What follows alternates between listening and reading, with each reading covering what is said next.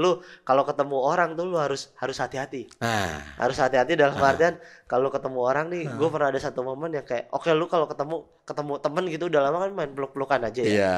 Iya ada satu momen gue waktu itu meluk orang tuh kayak udah lama ketemu gitu. Tangan gue kesini. Itu kayak wah kok lepek.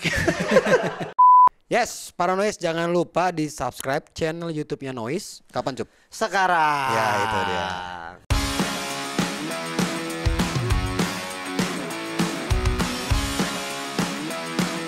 Ketemu lagi bersama Agis 2000 di podcast Real Man Talk. Di sini gue bakal ngomongin semua permasalahan atau unek-unek seorang cowok. Dia adalah seorang promotor, seorang festival kreator, seorang manajer artis. Hah? Ini nih agak berat gue. Musisi. Musisi dong. Musisi ya boleh lah. Nah tapi ini ada lagi nih sebuah statement yang gak gue suka nih. Dia kalau ada sebuah festival musik tanpa kehadirannya, acaranya pasti gak asik. Ini titipan lu ya? Lu yang mau ya? Brandingan. Syarat diundang ada itunya ya? Brandingan gua. Brandingan. Iya, festival musik kalau nggak ada Ucup nggak asik gua. Kita udah sama Kiki Aulia Ucup atau Asik. Ucup Pop. Keren. Musisi gua. Musisi apa, Gua Cup? bisa main gitar. Cup gini ya. Hah? Jangan gara-gara bisa main gitar Hah? jadi musisi. Kan anak-anak SD di Yamaha Musik juga bisa main gitar. Musisi. Iya, musisi. Nih enak yang mau Ucup ngobrol gitu, nggak mau ngalah dia dari dulu, emang kurang ajar nih. Ucup ini kan sekarang nih, Nah, nggak sekarang dari dulu sebenarnya, tapi Ya. kayak berasa tuh berurutan banget di tahun ini terutama. Itu banyak banget festival musik di Indonesia nih, Jakarta terutama. Jakarta terutama. Nah kalau lu kan ya udah banyak banget yang tahu lah. Iya, Ucup ini dikenal dulu dari festival musik yang namanya Synchronized Fest, betul. dari teman-teman The Majors. Betul. Terus sekarang juga kemarin bikin Pesta Pora. Pora, Nah, betul. pakai topi Pesta Pora tuh dia. Iya, brandingan. Branding sengaja. Mau Syaratnya. dijanjiin nggak jinglenya mau dijanjiin? Nggak usah. Emang gitu. Cup dibayar cuma 1 juta ya, tapi banyak kayak gini-gini itu emang murah tapi banyak permintaan lu. Iya, nggak apa-apa, promosi nggak apa-apa. Promosi Jis. bagus. Karena nggak nyari duit emang. Nyari apa? Nyari promosi aja. Keren nyari apa? Iya. Dua-duanya sukses lu pegang. Sorry kalau di Nggak berbarengan. Iya, maksudnya yang tahun ini nggak berbarengan karena lu Iya, udah ada di Pesta Pora. udah punya playground lu sendiri nih, si Pesta Pora ini nih. Nah kalau Synchronize sukses waktu itu, Pesta Pora sukses waktu itu, ini pertanyaan yang pasti nggak pernah lu denger. Apa tuh? Rahasianya apa, Job?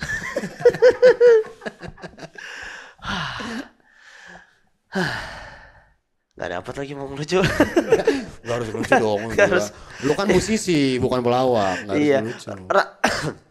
Rahasia tuh komposisi aja sih sebenarnya. Komposisi line up-nya ya? Ya komposisi line up, program acaranya gitu sama waktu promosinya, sama ya apa yang mau lu tampilin yang biar orang nggak mikir banyak banget gitu. Sekarang kan banyak banget lah festival yang kayak udah apa gitu apa ya itu yang kemarin yang gue lakuin di tahun ini yang Pesta Pora gue pengen lihat orang lihat poster tuh udah tahu kayak oh Pesta Pora nih pasti di sana gitu. Jadi kalau Berpesta. Oh, oke. jadi orang udah punya apa ya? Udah punya sudut pandang kayak wah ini pasti akan begini di sana nih gitu. Selain komposisi ya, tapi komposisi nomor 1 menurut gua. Berarti komposisi itu alasan utama dari sukses atau tidaknya sebuah festival berarti. Betul, apalagi kalau kita ngomongin Pesta Pora kan itu penyelenggaraan pertama ya. Buat lu ya? Buat Pesta Poranya? Ya Iya, buat iya, Pesta Pora itu ngelihatnya orang belum punya kredibilitas, orang pasti daya tariknya ada di penampil kan.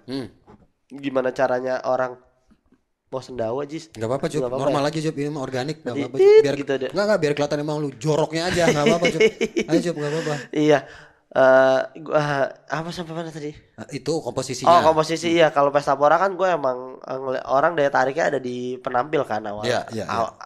ngelihat awalnya gitu ya dari situ kan orang mulai believe lah apalagi Pesta Pora kan festival yang emang bisa dibilang yang baru tahun pertama dilakuin tahun ini gitu. Iya. Jadi emang belum ada kredibilitas terus mesti struggle jual tiket dari nol lah gitu bahasa banyak festival tahun ini kan yang emang udah mulai pernah jual tiket tahun 2020 Iya. mereka jalan tahun ini. Nah Pesta Pora emang dari nol jadi kayak gimana caranya biar bisa all out nih Pesta Pora ya dari komposisi penampil tapi abis dari situ setelah tentang komposisi bukan selesai di situ aja karena kalau sudut pandang gua bikin poster festival emang lebih mudah dibanding penyelenggaraannya. Asik. Bikin posternya. Iya. Ya. Bikin posternya doang. Ya, ya dari situ kan abis bikin poster festivalnya kan lu mesti mempertanggungjawabkan ya. Ya. Masalah servis di lapangan, masalah servis ke penampil, servis ke penonton gitu. Itu yang harus diprioritasin gitu ya. Dari situ ya orang akan dapat output yang wah seru nih festivalnya gitu. Seru sih, seru. Gua nggak gua udah ke beberapa malu ya, batuknya malu ya ketahuan ya. Iya, enggak kalau di sini haya ketinggian, boleh dipotong dikit enggak haya? Keren, musisi percaya. Pesta Pora menurut gue sih sukses Cup ya. Tapi ada dosa lu di Pesta Pora. Apa tuh? Lu bikin banyak berapa orang tuh? Sekitar 200-300 orang nungguin Sheila on Seven tapi nggak nongol di panggung belakang. Bukan dosa gua, dosanya Dosa lu. Rais. Lu. Ais. Enggak karena lu postingnya di Pesta Pora kan posting tuh. Di situ nggak ada sinyal. Hah? Sinyalnya susah, orang-orang nggak tahu kalau itu di cancel kalau nggak ada Sheila. Bukan di cancel, emang nggak pernah ada Sheila on Seven. Kan ada tuh postingan kan katanya kan mau diumumin. Nggak pernah ada Sheila on Seven. Nah itu dosa lu lagi tuh ngomong ke gua ada. Udah banyak banget dosa gua. Saksinya mereka nih. Kenapa? Saksinya aja, gua bawa orang aja nggak ada. Kok banyak banget dosa gua? Banyak lah itu bikin 200 orang kebingungan. Mana nih Sheila? Satu-satunya announcement yang kita lakuin tentang Sheila on Seven tuh kalau ngasih tahu untuk yang bertanya Sheila on Seven tuh tidak main di Pesta Pora gitu. Kok masih ada 200 orang yang nggak tahu? Itu ya dia salah si Rais tuh. Oza. Nggak ada anak-anak stand up nggak ada yang ngomong. Lah itu yang ngeprank Wawan, Rais itu yang kayak kita ngeprank, ada videonya Jis itu yang kita ngeprank orang yuk seolah-olah ada Sheila on Seven. Itu beda lagi tuh, konten lagi beda. Itu mah setelahnya. Tuh lu nggak mau ngalah lu. Bukan nggak mau. Tapi kalau sukses lu bilang mau tadi. Udahan aja lah kalau kayak gini. Ya udah. Nggak, maksudnya kalau yang 200 orang itu mungkin ngerasa ini karena kita percepat ya. Rundownnya Cinemasif tuh selesai jam 11-an kan. Bener. Masih ada jeda waktu panjang gitu. Orang nyangka ini pasti ada surprise guest, apalagi gue sebelumnya kan 2019 di Synchronize kan ada surprise guest Iwan Fals gitu yang nggak di-announce. Mungkin orang berharapnya seperti itu. Tapi ternyata Duta sama Adamnya kan lagi di Belgia. Terus gue sama Adit Insom juga. Lu pernah gak ngalamin yang struggle-nya banget nih dalam bikin sebuah festival, Cuk? Yang memang gimana cara bikinnya nih tapi terkendala. Ya kalau bisnis promotor sih emang harus siap rugi Jis gitu, penyelenggaraan gitu.